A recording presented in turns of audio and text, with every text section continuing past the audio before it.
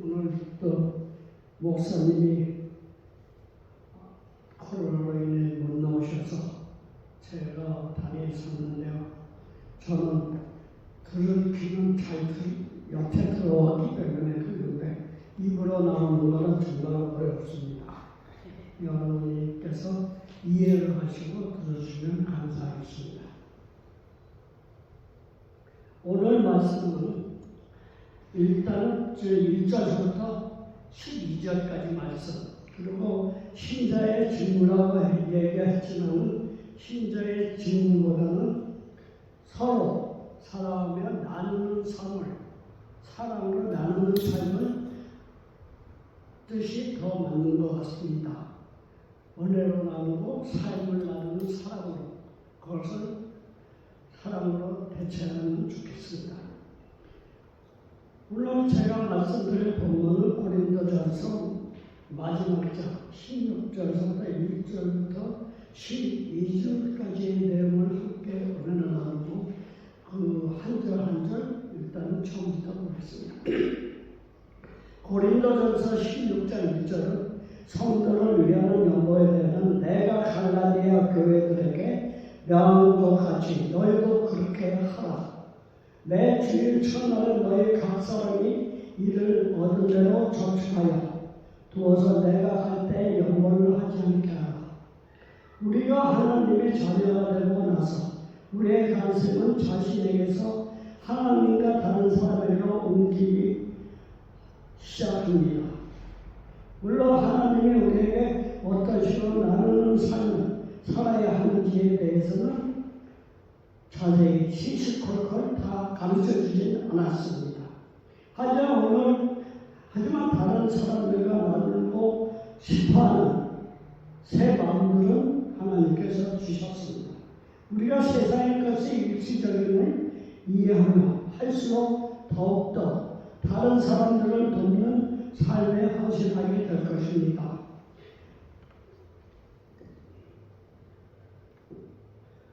우리가 세상의 것의 일시적임을 이해하며 할수록 더욱더 다른 사람을 돕는 삶에 헌신하게 될 것입니다.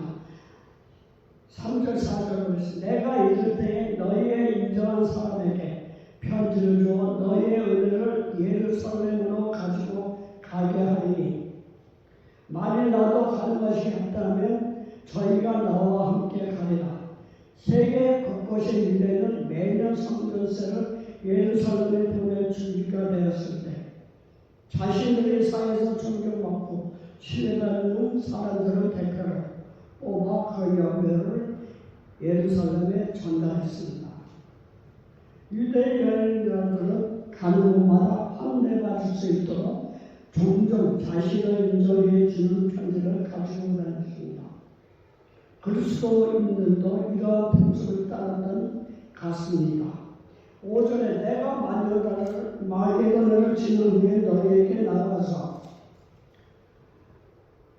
바울의 여행 계획은 에베소, 지금 터키 쪽이겠죠. 에서 고린도 가는 가장 손쉬운 길은 소아시아에 들어와 에서 배를 타고 마게도냐의 빌립보까지 건너서 거기서 육로로 서쪽으로 가다가 헬라를 향해 남쪽으로 가는 것이었습니다. 그것은 사도행전에 나오는 바울의 2차 여행 때와 똑같은 길입니다. 6절 말씀 보십니다. 혹 너희와 함께 먹으며 과동할 뜻도 하니 이는 너희가 나의 갈 곳으로 보내어 죽게 하려 합니다.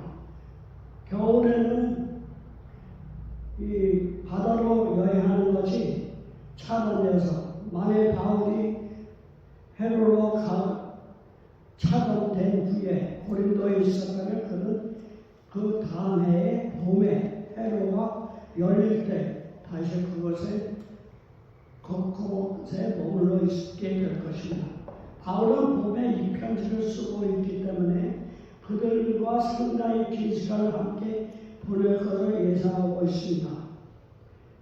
그가 고린도에 도착하는 때부터 다음 봄에 떠날 때까지 손님을 접대하는 것을 고대에서 중요한 일이었고 고린도인들은 뛰어난 시세에게 환대를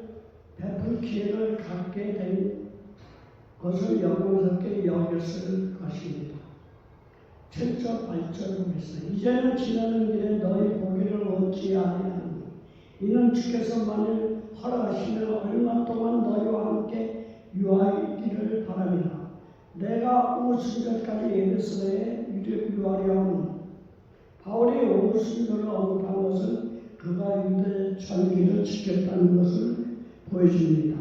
그는 부분적으로 대적자들의 참소를 공부하기 위해 에베소에서 절기를 지키려고 했을 것입니다. 9절 보겠습니다. 내가 광대하고 궁궐을 이루는 문이 열리고 대적하는 자가 많습니다. 광대하는 움직임이나 선택의 자리를 뜻하기 위해 비유적으로 쓰인 표현입니다. 여기서 바울은 그의 사역을 가리키고 있습니다. 10절부터 12절 말씀.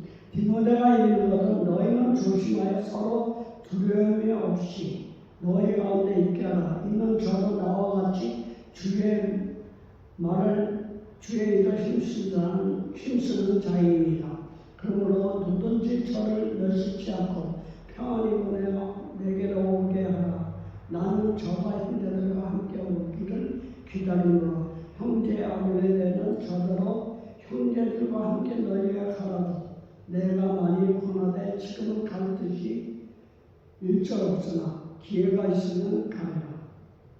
높은 계층의 사람들은 흔히 추천점을 써서 자신들의 신분을 사용하여 그 편지를 가지고 가는 사람의 필요를 채워주려 했습니다. 오늘의 말씀을 요약해보면요. 바울은 매주 천만 연보를 모아두라고 권면합니다. 그는 연보를 가지고 예루살렘으로 가게 되면 마게도나를 지나 고린도 교회를 방문하겠다고 말했습니다. 또 디모데를 존경하도록 권면하며 아볼로가 고린도 교회를 방문하지 않을 것을 말합니다. 오늘의 말씀을 두 단계로 나눠서 보면요. 은혜를 통하여 나누는 사랑, 우리에게 질문을 던집니다. 사랑과 도움을 필요로 하는 나의 일선 누기며 우리가 어떻게 도울 수 있습니까? 우리의 재정 중에 부장으로 어느 정도 드리고 있습니까? 성도들은 예수 그리스도의 피로 한 가족이 되었습니다. 따라서 이를 아플 때나 함께 아파하고 기쁠 때 함께 기뻐하는 것이 하나님의 가족의 윤리입니다. 성도 간의 사랑은 물질과 시간과 삶을 나누는 것입니다. 흉년으로 어려움을 갖고 있던 예루살렘 교회를 고린도 교회가 섬길 수 있었던 것은 한마디로 은혜였습니다. 그러나 남을 돕는 일에 또 지혜와 정성이 아주 필요합니다. 첫째로 헌금은 기분 내키는 대로 하면 안 됩니다. 미리 계획하고 정기적으로 하는 것이 좋습니다. 둘째로 헌금은 형편대로 드려야 하고 무리하게 하지 말고 형편에 맞게 자발적으로 해야 합니다.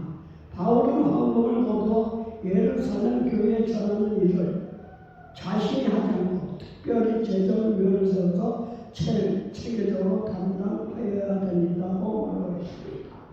이처럼 우리들 서로 돕고 이해를 하며 오해가 될 만한 일들은 피해야 합니다. 두 번째로 삶을 나누는 사람, 찾아오는 손님이 누구에든 환대하여 맞이합니까? 주님의 사역자들에게 어떻게 사랑과 관심을 표현하며 돕고 있습니까? 옛날에는 숙박업이 발달하지 않았던 시절에 여행을 접대하는 일은 아름다운 사랑의 표현으로 되어 있습니다. 손님을 접대하는 것은 귀찮은 일일 수도 있습니다. 더구나 잠시 동안이 아닌 오랫동안 함께 지내야 한다는 것은 친밀한 관계가 형성되지 않은 상태에서는 참으로 어려운 일입니다. 그러나 성도들은 다른 성도들을 받아들이고 함께 살아가는데 익숙해져야 합니다. 바울은 예배소에 계속 머무르겠다고 말씀하십니다. 예배소에는 그를 대적하는 사람이 많았지만 하나님의 복음의 문을 열어주셨기에 맡겨주신 사역을 완수하기 원했던 것입니다.